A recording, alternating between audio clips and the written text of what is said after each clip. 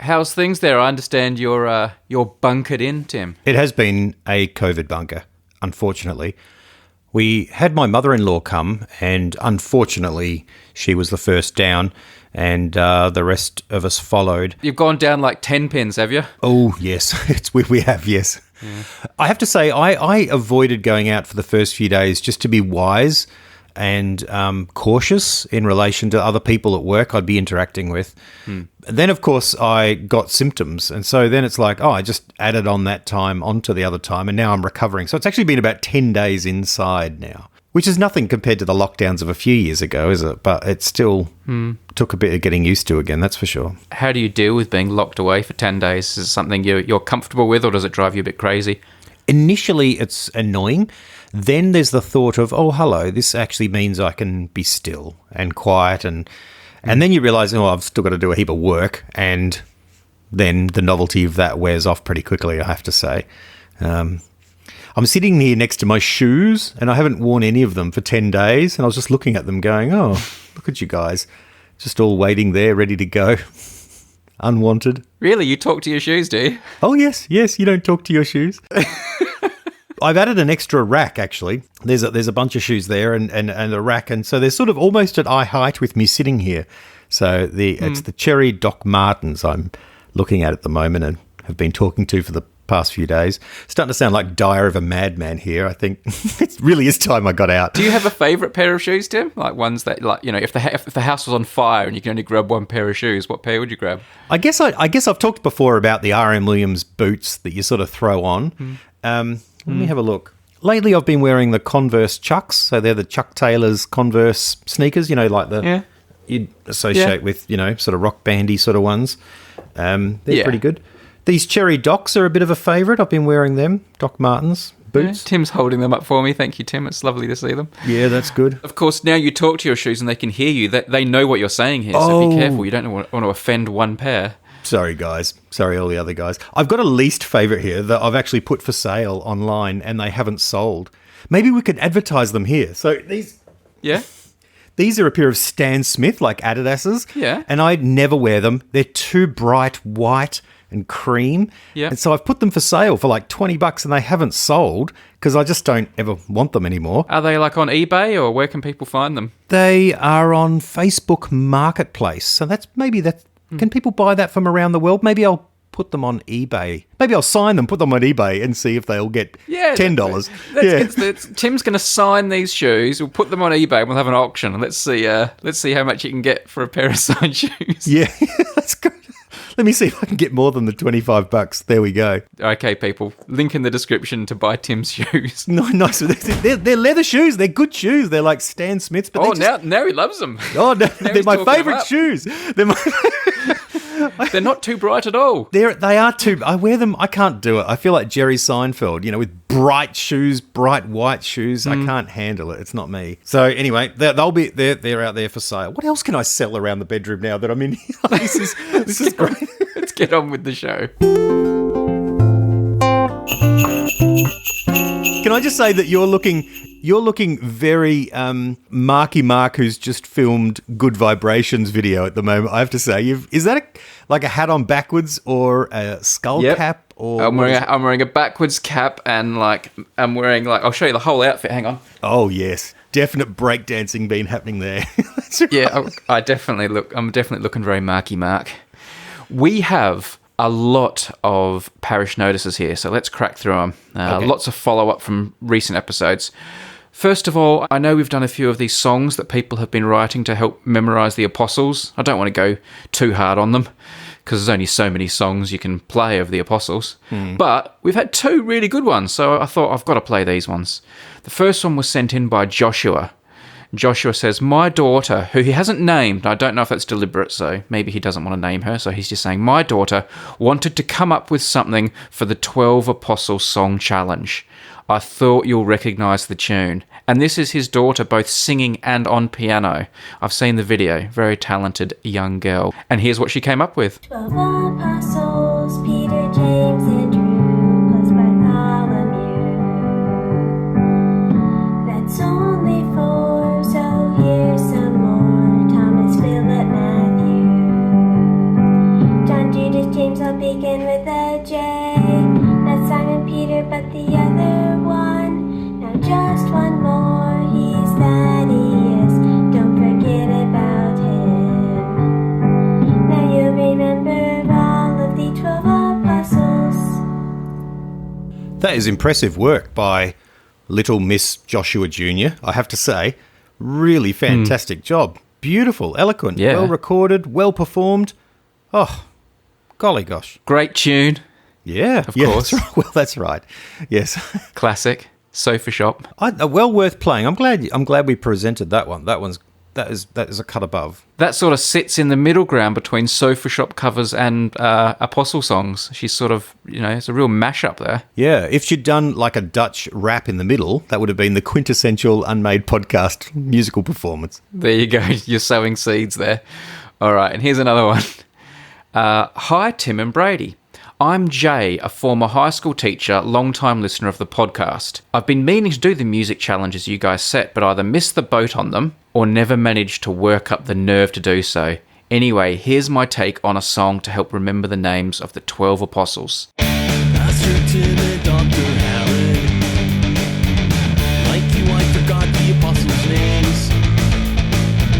So here's a song with decent melody to help commit their names to memory.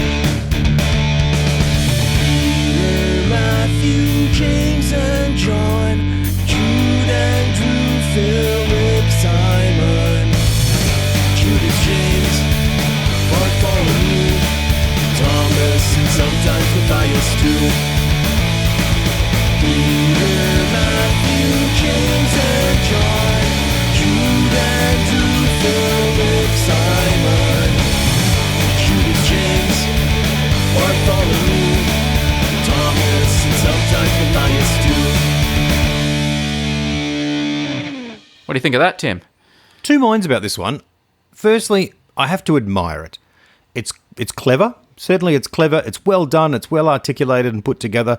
The other mind is me. I can't stand that kind of punk pop music. I just can't stand it. So it's not for me, that sort of Okay. commercial Green Day sort of thing. But I admire this. If I was going to listen to that sort of genre, I'd listen to this All right. over any of the Green Day albums or Offspring albums or any of those. Yeah. Well, there you go, Jay. Tim likes your music better than Green Day and The Offspring, so you can take that away from it. You can take that Yes. away. Well, Blink-182, they do. All their songs are like this too. And sorry to all those who love that sort of music out there, but it's not for me. That's for sure. Well, there you go. You've been told, Jay. But that is. But I tell you, that is. I have to admire it. I have to say, I admire it. Well done. Nice work. I thought it was very good, very professional. Next, I want to take us to the Queensland town of Toowoomba. You might remember, I think it was a couple of episodes ago, we did Spoon of the Week, and Tim did a random pull from his family collection and pulled out a spoon from Toowoomba. This is a town in the state of Queensland, as I said, and we knew nothing about it. We even made a joke about how little we knew about Toowoomba. Tim didn't know how it came to be in the family collection. Presumably his dad once passed through Toowoomba at some stage. Who knows? But it was a big joke how little we knew about Toowoomba, wasn't it, Tim? Oh, it was hilarious, Brady. Yes, it was. It was hilarious. Oh, how we laughed. Yes. Well, yes, we did. We had a right old chuckle at how funny we were. The next day, the day after we published this episode, I was at your church, Tim. And as much as I love your sermons, I did have my little boy there, so I had to leave the church and go out to the sort of children's nursery area because I didn't want my young man's noise to, ruin your flow. So I did the right thing and took him out to the play area. I appreciate that. And there I met another couple who had their children, and we had a chat. And it turns out this couple, I believe, are quite good friends of yours. You've known them for many years. You've worked with them. They seemed quite close to you. This is right, isn't it? You know. Yeah, indeed, absolutely. Yeah, worked with and known them for a decade. Dear friends, I would go so far as to say. You're setting me up, but yes. Anyway, I asked the wife, so tell me about yourself. Where are you from? First thing she says to me, I'm from a place in Queensland called Toowoomba. Right. She's from Toowoomba. close friend of yours. You didn't mention this Toowoomba connection when we spoke about the spoon. What was going on? Well, I didn't know. I didn't know that they were from Toowoomba. Oh. I would have brought it up if I did know. We seem to have never spoken about it. They are lovely people, and it is a bit like, I do meet lovely people from Queensland. It's a bit like, oh, like interesting people do come from Queensland. Oh, that's great. So I don't explore much of their Queensland origins. I do know a variety of really interesting people from Queensland, but I don't tend to follow up with the part of Queensland they're from, and I wasn't totally sure that Toowoomba was in Queensland. I certainly didn't know that fact, and I apologise profusely to this person and to all people from Toowoomba. Well, Tim, you have someone else to apologise to, because I got an email from someone called Tara, and the subject in the email was, Tim knows someone from Toowoomba. And this isn't that couple. Right. So Tara writes, Hi, Tim and Brady. I'm a Toowoomba local, born and raised here, but have lived elsewhere too. You're right, it's not very interesting here, but it's still one of my favourite places in the world. My husband and I moved back here from London and love it. It's got great parks and is a good cross between a city and a country town. Plus, it's a mountain, so it means you escape the worst of Queensland heat and humidity. Oh, right. Anyway, this may sound somewhat creepy, but I thought it may give you something to comment on. Years ago, Facebook suggested Tim as a friend to me. Obviously, my curiosity got the better of me, and I clicked on his profile. It turned out we had 5 mutual friends. Pretty weird. One of those mutual friends is from Toowoomba. So it turns out Tim has got a contact here. And Tim, apparently that contact is someone called... Does that ring a bell? No. Obviously not a dear friend. No. Sorry. Anyway, I'm surprised Tim doesn't know Toowoomba for its gospel music festival that ran from 1999 until 2015. People came from all over Australia and New Zealand to see famous Christian bands. After the big flood here in 2011, there were a bunch of Christian bands who wrote a fundraiser song, Do They Know It's Christmas Style? I thought it was great, as a 19-year-old who had never heard a song about her city before. Well, that's lovely. I don't know who that is, and I don't know who the friend is to which she's referring, but I stand corrected. I now know at least 2 people from Toowoomba. That's great. Tim has this incredible Toowoomba blind spot.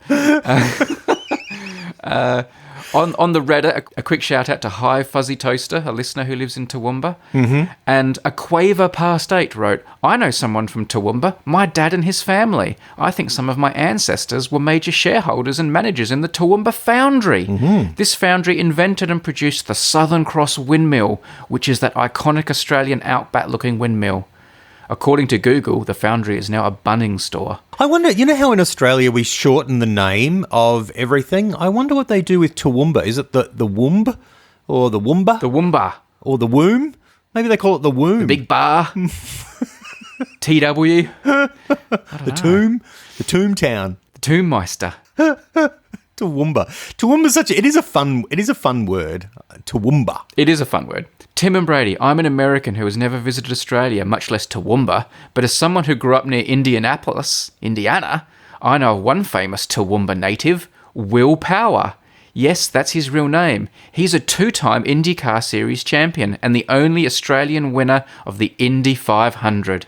Oh, wow. There we go. Will Power's from Toowoomba. This episode was brought to you by the Toowoomba Tourist Commission. Yes, indeed. Come and visit our Bunnings, which used to be a foundry, the place where Will Power is from, and that used to have a good music festival with gospel music, but doesn't anymore. And was once flooded.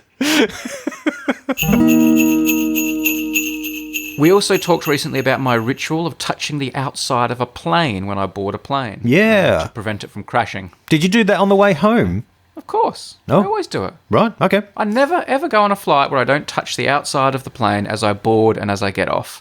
And we heard from numerous people who do likewise. I will quote just a couple, but we did hear from many more than 2. This comes from Jason.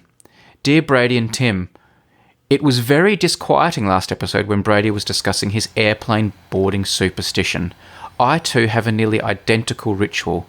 Before entering the plane, I touch my index and middle fingers to my lips and then tap the fuselage above the door as I board. I've never told anyone this and always assumed it was subtle enough that nobody would notice. I thought I was alone in doing this, but apparently not. Rationally, I know this practice is meaningless, but I've always considered how dumb I'd feel the time I didn't do it and the plane crashed. After the plane lands, I also always tell the flight attendants or the flight crew, if available, nice work.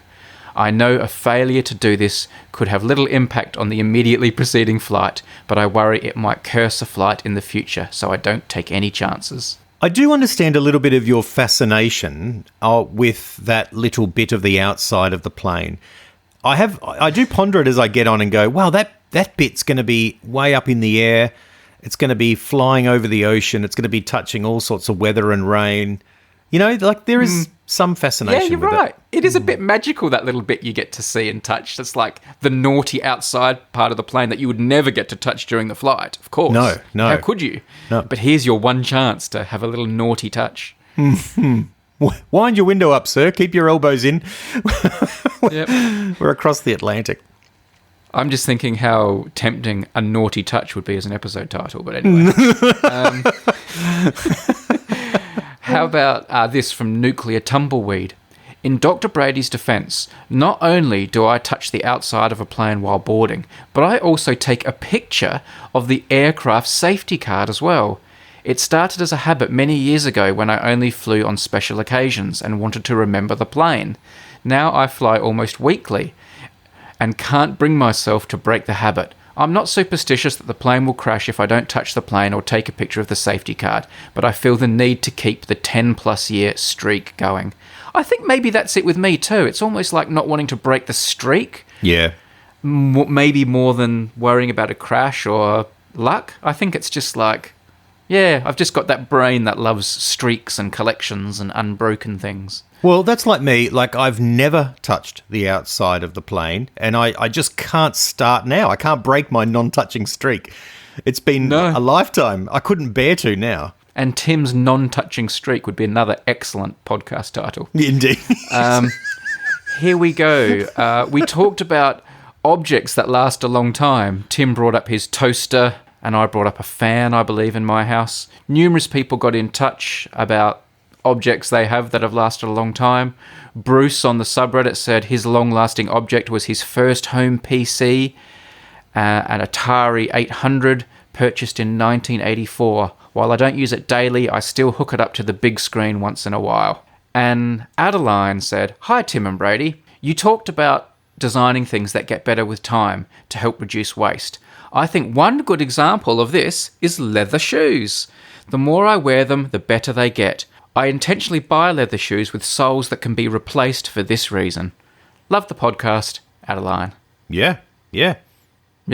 Leather's good. No arguments here. That's why we made our key ring. The shoe theme continues. I was just reading that more for the sake of your shoes in case they're listening into this episode. Oh, yeah, okay. They are all, apart from the canvas on the Chuck Taylors, they are all leathers. There's 1, 2, 3 pairs of R.M. Williams, Doc Martens, then there's a few sneakers. They're all leather. Yeah. So we talked about bumping into... Well, we talked about that lady that bumped into me at the Big Rocking Horse, and then we joked about bumping into the Pope at the Vatican. You know, bumping into famous people at appropriate places. And this led to an interesting email. Who did it come from? Is it from the Pope? No, hang on, I'm trying to find the name. This comes from Chris, and it comes in the context that we joked about bumping into the Pope at the toilet at the Vatican, by the way. Not quite the Pope, but around 12 years ago, my mum, having started worshipping at our Anglican church, decided she wanted to be confirmed in the church. Because of the timing, she was offered an opportunity to receive her confirmation not at our parish, but at the cathedral downtown. Before the service, there was a family meet and greet time in a side room, and we were introduced to various clergy members, including the Archbishop of Toronto at the time, Colin Johnson.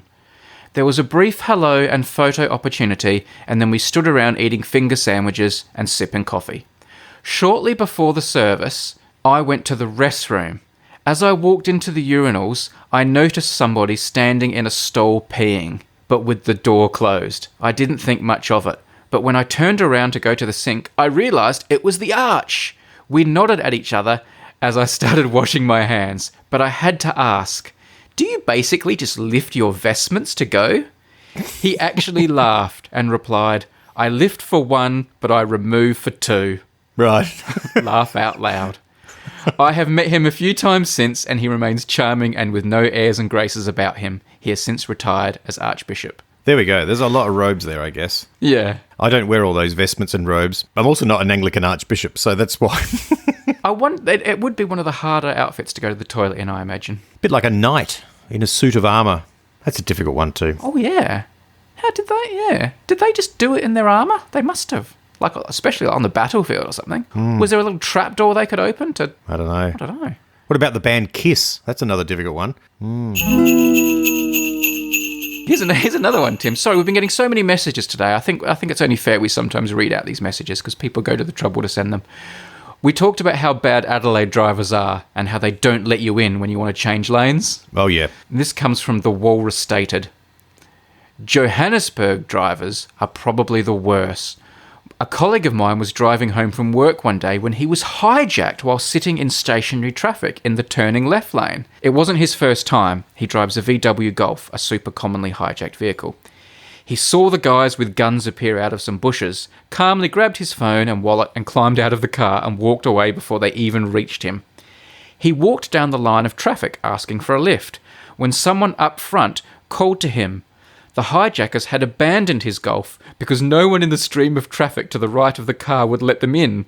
Not because they were hijackers, the cars wouldn't have known, but just because Joburgers hate letting cars change lanes. So the hijackers abandoned his car for the lack of a getaway route. Oh, classic. My colleague got back in his car, drove to the shops to buy some new sunglasses because it's all the hijackers took from his car, and that was that. Golly gosh. So that's where traffic saved his car. Yeah, these crooks are trying to change lanes and get away, and everyone's like, "No, you're not getting in, mate." And they're like, "Oh." So he's basically seen them coming, got out of the car and went, "Oh, yeah, no, just take it," and walked away. Like, just made an instant walk away decision. Remember when we were young and we used to hear lots of stories about people getting rolled, like, for their sneakers? Yes, that was your biggest fear about having nice shoes. There was this constant fear. Oh, yeah. There were two things. There were lots of things I grew up in life scared of, but there were two that now seem irrational. One was having my sneakers stolen, and the other one was people on water slides in front of me stopping and using chewing gum and razor blades to stick razor blades to the water slide so the next person down would get cut. Oh, yes. There was this urban myth that people on water slides were doing that all around the world, and you had to be so careful on water slides that you didn't get cut by razor blades. Oh, golly gosh, yes, which is a cringeworthy thought just to think now. Oh, yeah, it is. But I think particularly with the sneakers, I think parents might have perpetuated that one. Like, no, we're not buying you expensive sneakers because you'll just get rolled for them. This is happening now. We saw it on the news last night. It's like happening in Harlem in New York City. Less so in Brooklyn Park and Adelaide. Marion Shopping Centre. Yeah, that's right. It's like, yeah. But it was talked about as like, you're going to get robbed. Basically, it's a hijacking. You're going to have your sneakers hijacked. That's what's going to happen. Is that why you're offloading those Stan Smiths? You're worried that you're going to get targeted? That's right. They're just too nice. They're too bright. Someone's going to I'm like, all right, take them away. But with sneakers being stolen, you were quite right to say this. It was never your sneakers would be stolen or you would be robbed. It was always rolled. Rolled, You would always be rolled for your sneakers. Is that a term that we use for anything other than sneakers? I'm not sure. I don't know. Anyway, there we go. Lots of parish notices. That is a lot of parish notices. That's more parish notices than our church. Like... Can I say, I've been to your church a few times now, and there's one thing I find a bit strange, and it's happened a few times, so it must be normal, and that is, like, you're the main event, right, man? Your sermon is like, the business. That's what people are there for, right? It's exciting. And you're sitting off to the side, and I can sense the excitement that, I wonder what Tim's sermon's going to be about. But you always get up and do, like, one parish notice beforehand, like 10 or 15 minutes before. There'll be different notices, and you'll get up and tell the congregation, oh, by the way, everyone, there's a thing happening on Tuesday night. I think it's going to be really good. I'd like you all to turn up, or, And then you go back to your seat for another 10 to 15 minutes before your sermon. And I think that's a mistake. Right. You need to stop doing that. Right. Because you're breaking the spell. It's like if you're going to go and see, like, a huge band, and during, like... during one of the support acts, they just come out and say, "Hey everyone, we're going to be out in 15 minutes. Can't wait to see you. You know, it's going to be huge tonight. Anyway, we're going to go get ready." Like, a band would never do that. Because you got to build up the mystery and the suspense until you finally see them. You may be missing the whole point of church, which is it's not actually about me. I know I'm the person you know at church, and so you're like, oh, I wonder what Tim's going to do or say or whatever. But it's not actually about me. It's actually about Jesus. So dispelling. Okay. So it would ruin it if Jesus came out and gave a parish notice. Indeed. That's right. Just going. Right. Just letting you guys know we've got the church barbecue coming up next week. You know, please bring a plate. I'll be back in a moment. Anyway, I'll see you all later when I come back and save your souls. That's right. Yeah. It's like, that's right. There is to be no mystique. It is not about me. It is. You know what I mean? Like, at all. The sermon is the thing that is the longest part, or the bit where you listen. Yeah, but come on, man. Even you have to concede there is, like, it's a show. There is a bit of show. Like, you know, there's art to it. You are putting on a performance of a sort. It's an act of communication. I'm trying not to do a performance, but you can't. Right. It's clearly not a conversation. Like, I'm not just thinking it up as I go along. You're going, oh, here's something I've prepared and I'm presenting. And you use jokes to make it funnier. Like, So you are trying to entertain people and engage people, keep them interested. Yeah, for sure. Yeah. But it's not like, everything we do before then is like the build up to this. Some churches I know are like that. It is a bit like that. It's like the TED Talk sort of inspirational moment, and it is all about. Because I would love to see you come out of the stage through a trapdoor. John Bon Jovi, that's right. Come up from the floor, or that would be. That pretty probably cool. would be a little bit too. Look at me, though. You're right. Oh no, I think that would be acceptable. Let's try it out. That'd be right. A trapdoor. Remember we saw Garth Brooks like that, and it was just like building, and then this thing opened up and came out and then came down the box, and then the box sides of the box came down, and then he was just sitting in the middle of it. That was so cool. Yeah. Oh, amazing. Got to get one of those. I'm a sucker for YouTube clips where there's like the backstage area of a show and people are like, you know, climbing into the little bit that propels them up into the air, or, you know, laying on this roller thing that takes them out to the middle stage. I love all that stuff. I love these videos that have been doing the rounds lately of Taylor Swift being taken to the stage for her performance, and she literally hides in like a janitor's rolling trolley that's full of like mops and stuff, and they hide her in one of those. And they pretend it's like, oh, here's just like there's brooms and stuff on the outside, and but that's how they're getting her to the stage because everyone's looking for her. Yeah. There's lots of different ways they've done that over the years. I like. There's a real tradition now with big stadium shows of the band just like walking out and then like here we are. And I like that as well. Like Metallica does that. Just stands understated. By the stage. Like yeah. That's like you getting up and doing your announcing a barbecue. You're the ultimate in understated. That's why I got it from Metallica. That's where I got it from. Yeah. It's like I come out, just have a cigar on the side of the stage, you know, sort of a couple of high fives, and then I go, all right, I'm going to go up there now and rock this place. I mean, you even go and have a cup of tea with the congregation before. So imagine that. Imagine if you went to a U2 concert and Bono brought you a cup of tea and a biscuit. Yeah, that's right. It's going to be a good one tonight. Let's just... Did you get a news sheet? I'm imagining Nick Cave comes out on stage in a pretty understated way. He just wanders out. Yeah. He's got his own sense of majesty, but it's pretty like, here I am. It's not... There's no show busy, pretentious things. It's just got the Dark Lord wanders out. G'day, Tim. Let's go. Ideas for a podcast. Right, it's Christmas, right? So even if you're listening to this ages later, it's Christmas like now. So it's not Christmas now. It's like early December. Well, it's the Christmas season. It's theologically speaking, it's Advent, which is like the anticipation. Look behind me, Tim. There's my Star Wars Lego Advent calendar. Oh, nice work. You've just become so religious lately. Everything time you open your mouth on the podcast, something about church or faith or something comes out. And now you've got a Star Wars Advent calendar. I'm trying to relate to you, man. I'm trying to engage with you. Okay. No, I appreciate that. No, that's great. Yeah. So it's Christmas. It's the Christmas season. And even if you're listening at another time, that happens with a TV show too, doesn't it? You're watching a series and it's like, oh, here we go. Here's the Christmas episode, whatever. So this is like maybe not a Christmas episode, but I was thinking of Christmas ideas. I found it really hard to come up with a Christmas idea. I thought about one idea that I had that I've disregarded is the idea of what would you most like to find in a bonbon on Christmas Day? And then it could be more interesting by saying what would you least like to find in a bonbon on Christmas Day, Christmas dinner, which could get quite sinister. Yeah. But then I started flicking through all my other ideas and just adding the words "at Christmas" at the end of them, like Right. just sort of like I've got one here. It's like the film Inside Out, but set in a stomach rather than a brain at Christmas. So that's something that that could work. There's an idea I've just got here: disappointment.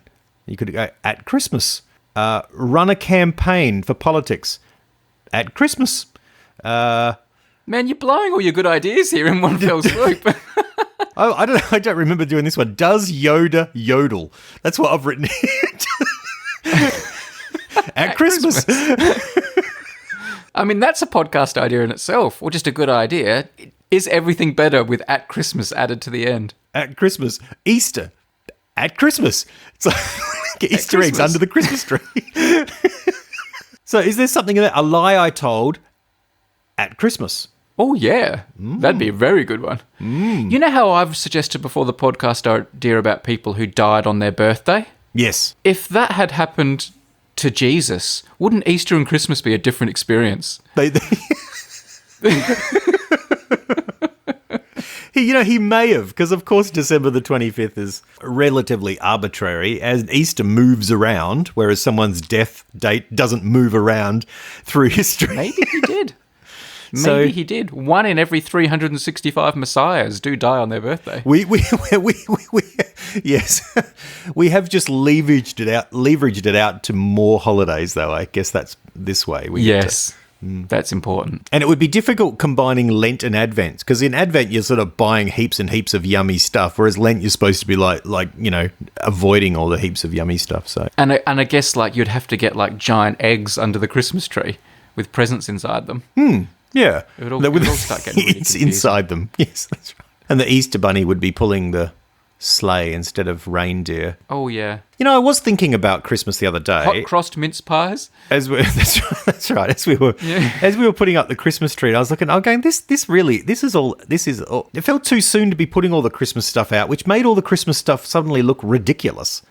Like it's all. We're in the southern hemisphere. It's hot as. And we're putting this snow out and all that kind of stuff. I know we know this and we talk about this every year, but I don't know. This year it suddenly did seem a little bit ridiculous. And yet, I was quickly swept away and into it, and away we go.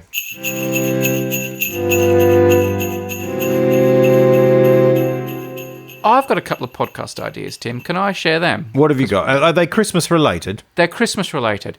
And let's do the religious one first, because you think I always bring up religion. And this idea comes directly from you and from your church. Right. Because I asked you about what Christmas was like at your church and that. And you told me about a special service that you have you're doing this year was it called Blue Christmas? Blue Christmas, yeah. We did it last year too. Before I talk about my podcast idea, can you explain to me what this Blue Christmas church service is? Well, it's a service of lament, because come Christmas time, people who have family, friends, community, feel it heightens that feeling of connectedness. People who are lonely, people who are grieving, people who have lost people recently in particular, or for whatever reason have negative memories of Christmas, it's hard. It's an awful time of the year. It's really, really difficult. And so in amongst Christmas services where we might sing Christmas carols and remember the meaning of Christmas, the nativity story of Jesus, we also have a service of lament. And it's called Blue Christmas. So you come along and there's space and time and an acknowledgement of those things, and that God's with us in our times of grief as well. Okay. Well, I thought that was interesting. And the idea I took from that is not a Christmas idea or a religious idea, but I like the idea of the Blue Podcast. And we always talk about funny things and have a lot of fun here. But I thought, imagine a podcast called the Blue Podcast where people come on just to talk about sad things and to sort of be a bit sad and to kind of lean into that sadness, acknowledge it, not say, cheer up, Charlie, everything's going to be okay, but just sit there and just wallow a little bit in sadness and accept that that's part of life. You could have guests come on and talk about the saddest part of their life or a sad thing they're going through, things like that. The Blue Podcast.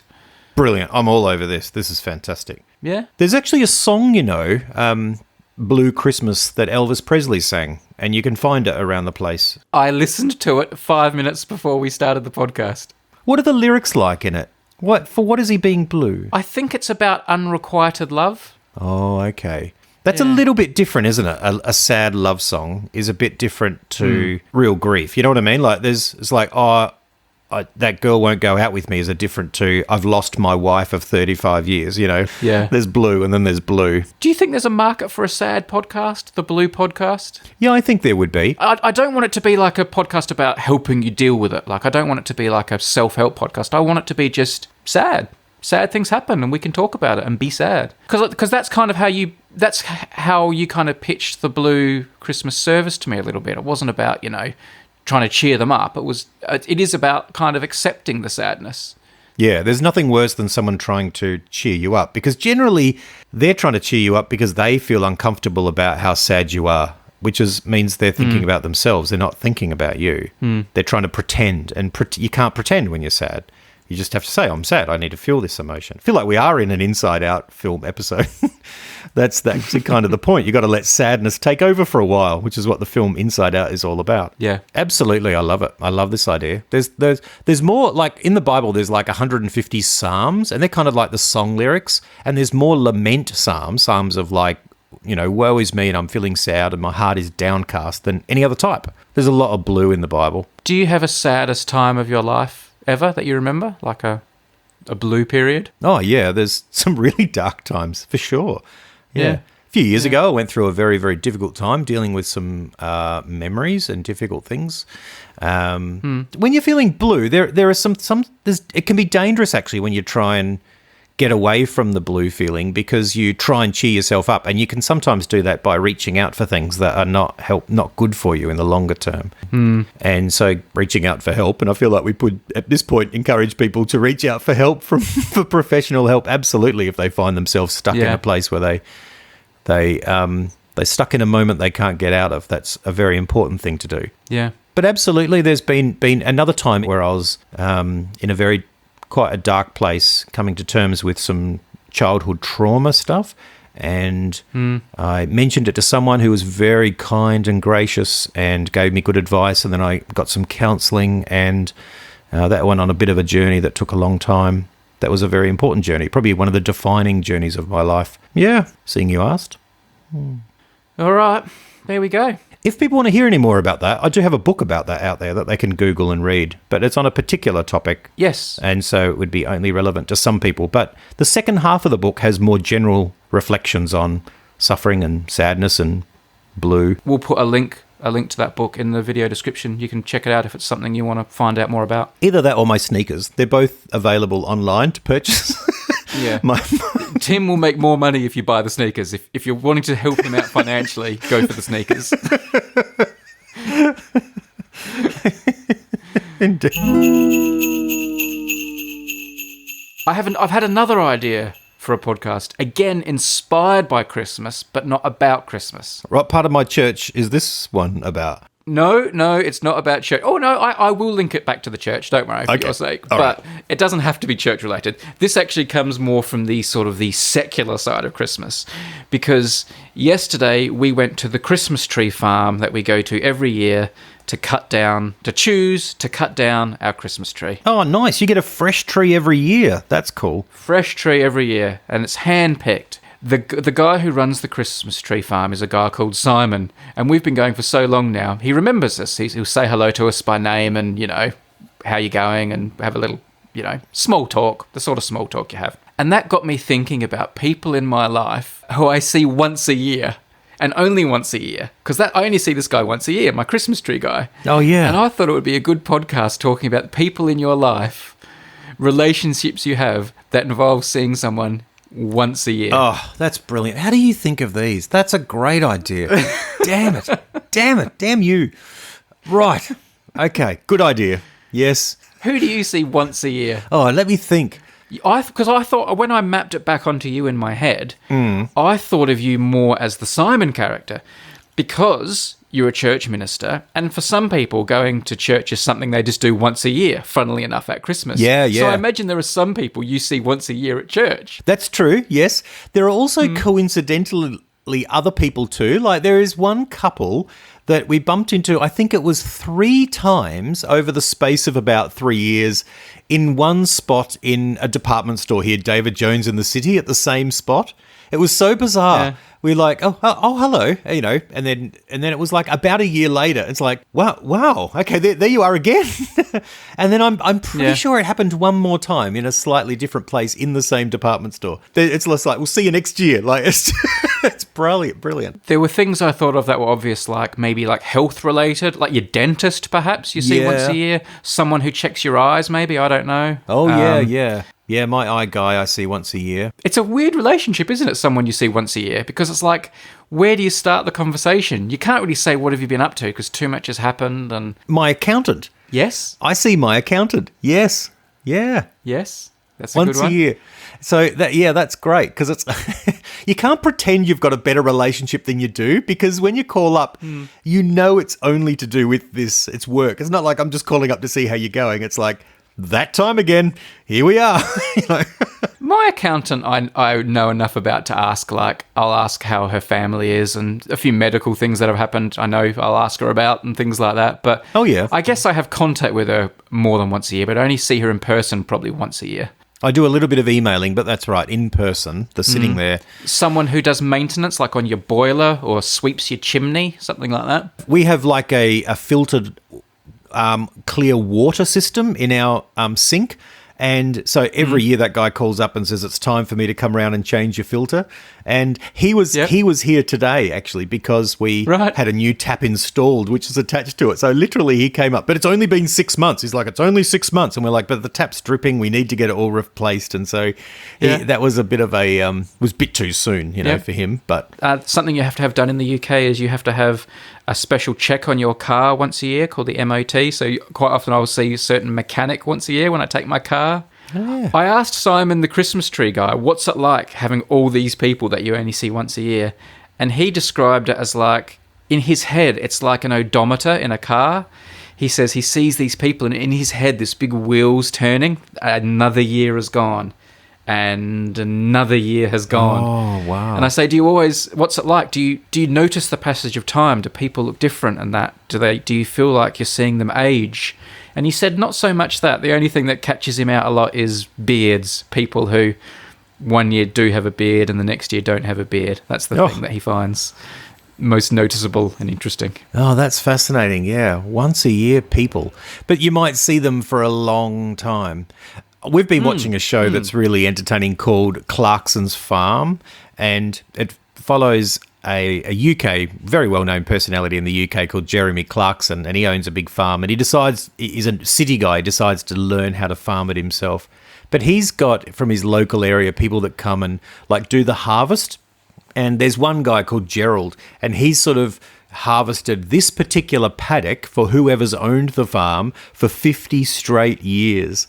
And it was the COVID year, and he wanted to get out there, even though it was he'd had a bit of COVID. He determined to get out and do a patch of it because he wanted to say that he's done that field for 50 years. But of course, just once a year, it just comes in for harvest and away we go. I love that idea. That's wonderful. This episode has been brought to you by Hover, the domain registrar company, the place to go if you want to get a domain on the internet like timhine.ninja, unmade.fm, whatever you need, whether it's for personal or business or whatever you're doing, go to hover.com/unmade. Hover.com/unmade. Going there will get you 10% off your first purchase. This is a great service to use.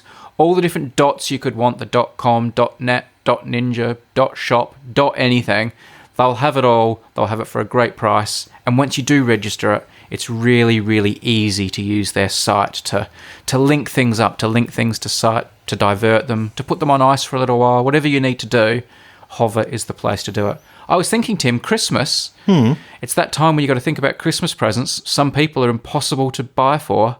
What about a domain for someone this Christmas in your That is a life? good idea. That is a very good idea. I've bought you a domain. It's like buying someone a star. It's like, here it is. It's romantic. What's more useful than that? Well, And it's it is. more legit as well. That's Yeah. But yeah, if you know someone, you could buy them the domain, like of their name or some cute thing to do with them. And then without them even knowing, you could divert that domain to, like, you know, their Facebook page or their Twitter, or their X or, you know, their Instagram and that. And then you could say to them on Christmas, like in their Christmas card, you could say, your present this year is, you know, timhine.ninja, and they type it in on their phone, and it already goes through to like their Instagram or something. So already it's kind of useful, and they could then do what they want with it. If they want to then attach it to a website later in life or do other things, that's fine. But I think that's a really cute present. Have it in the Christmas card. Here's a domain.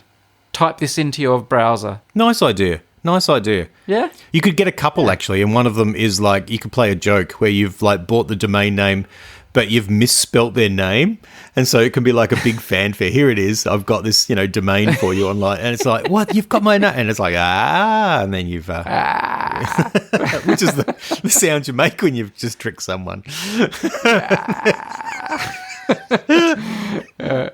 All right, well, if you want to give someone a very Christmas, go to hover.com/unmade. A reminder again, 10% off. Our thanks to Hover for supporting this podcast. They are a great service. I have numerous domains registered with Hover, both for serious purposes and for those moments.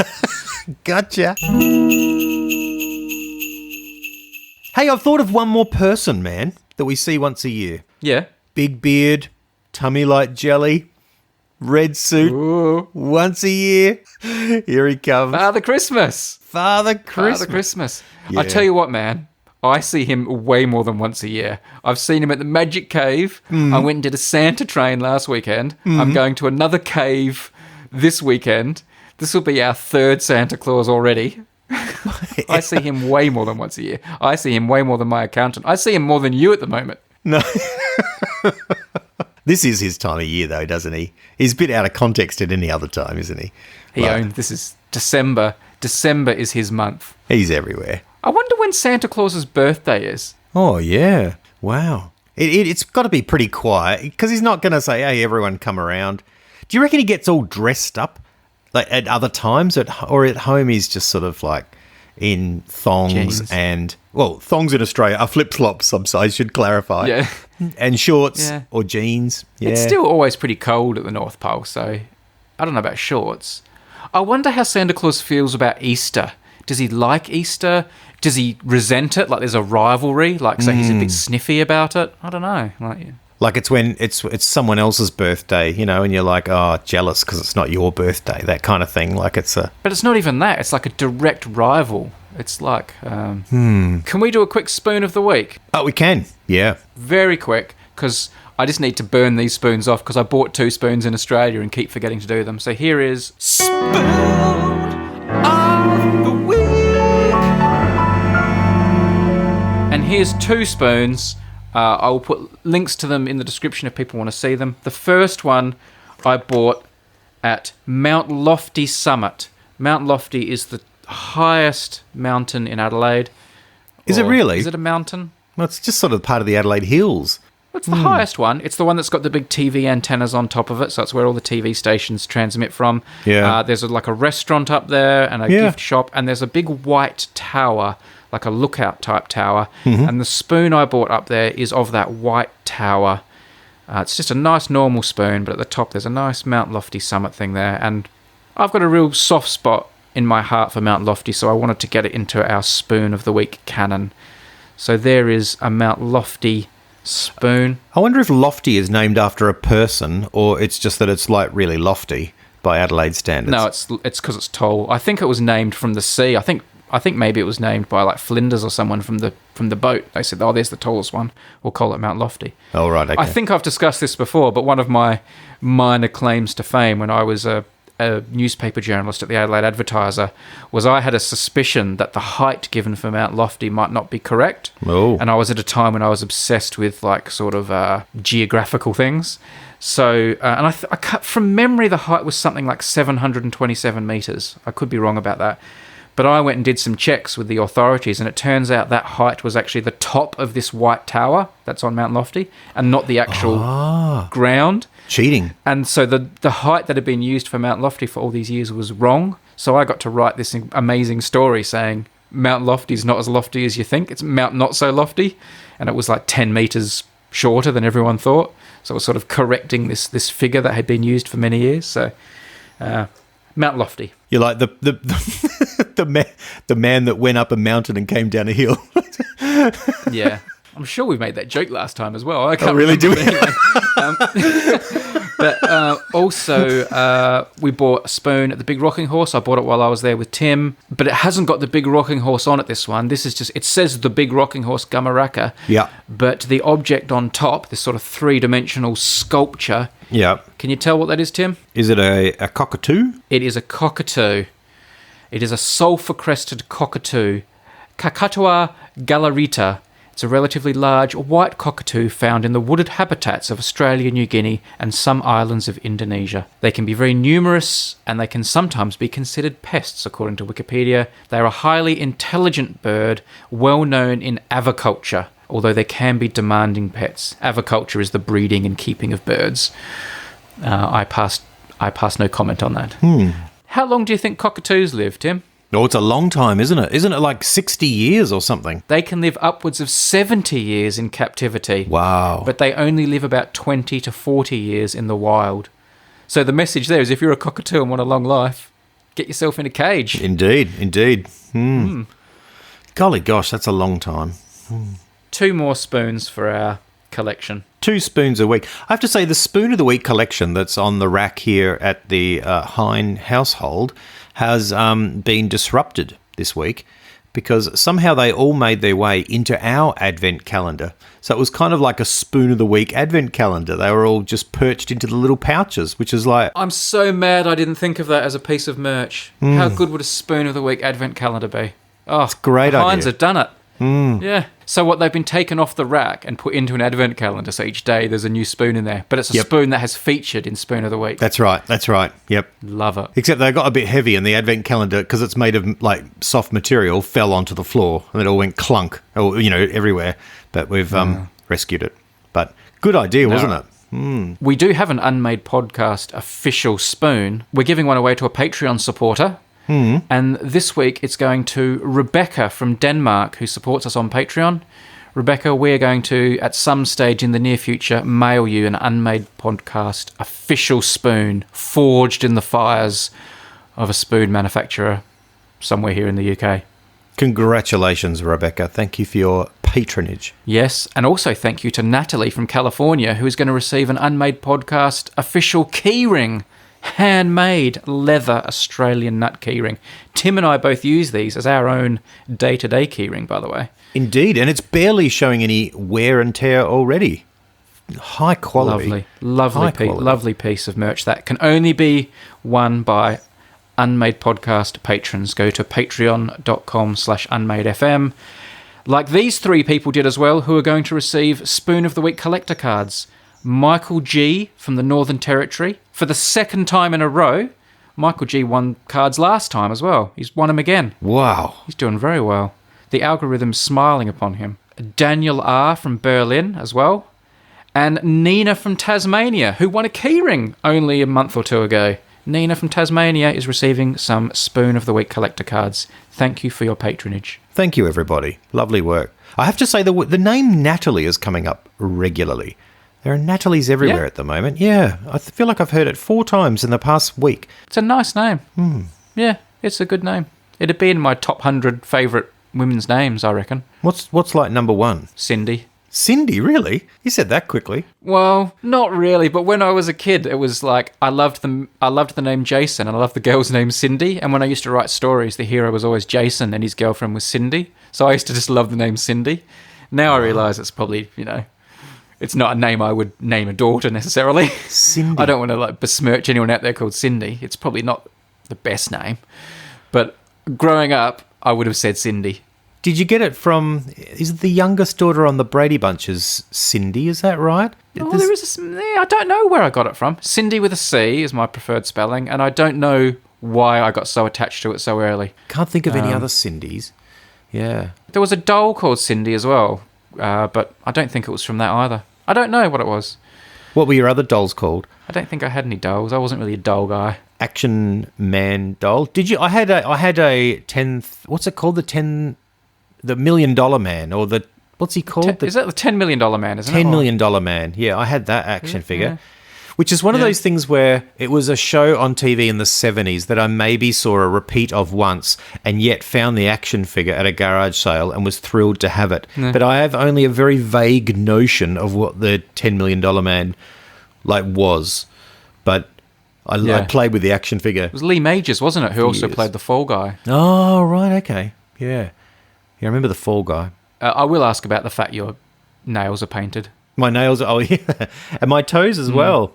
It was the girls got at me last night. Yes, it's lovely. Just sort of COVID boredom, lockdown boredom. Yes, COVID beauty. But the toenails, I've never had the toenails done before. They got done. Yeah. So they are, I have to say, they are quite pretty. Speaking of your daughters, I got nothing. secret words? Nah, they were out. Nah. What do you think they would have chosen considering what's been happening in the last few days? Because they seem to always pick words that are quite of the time. They do. They go with something that's been happening that day. I hung a picture for them today. Maybe they'd say picture, but that is almost certainly not the case. Do you want me to go and ask them now and come back quickly? Is that a fun thing to do? Go on, let's do live secret All right, words. here we go. This is like Tim's David gonna go Letterman. Woo! Walking out the door. Hang on, I'll All be right. back in a second. Tim's going out. Tim's leaving the microphone. He's going to get the secret words because he's recording at home. He's recording. It looks like he's recording on the marital bed by the looks of it. He's still out of the room. I'll take this opportunity to tell people that after the episode finishes, we will be recording a request room that can be listened to by Patreon supporters. Go to patreon.com/unmadefm if you would like to listen to just a little bit of bonus podcast, a bit of after show chat where we take requests from Patreon supporters of things they'd like to know or like us to do or like us to talk about. Check it out. Still waiting. Oh, here we go. And we're back. He's back. And we're back. I've been out into the studio audience. Yeah. And I've been able to return. You've got to subtly drop these words in, like just in conversation. We're not going to be like, too obvious about it. No. No. I'm not good at this. No, you're not. I'm a bit of a potato head about it. Really? Yeah, you are a bit of a potato head. Or perhaps a gross pineapple. A gross pineapple. Maybe that's what I am. I look like a bit of a pineapple with my hair because I've got sort of crazy do. hair at home. Shall we retire to the request room? That's probably good. Can I just clarify? I heard you say as I left, like it's not the marital bed. No, it is the room, but it's quite a long room, and I'm at a chair arrangement down the other end. So you're in the marital chair. that's right. The chair where Right. the dog sleeps. Actually, he jumps up on this chair. Okay. So it's the. And sometimes Tim, depending on how he's been behaving that day. That's right. Let's retire to the request room.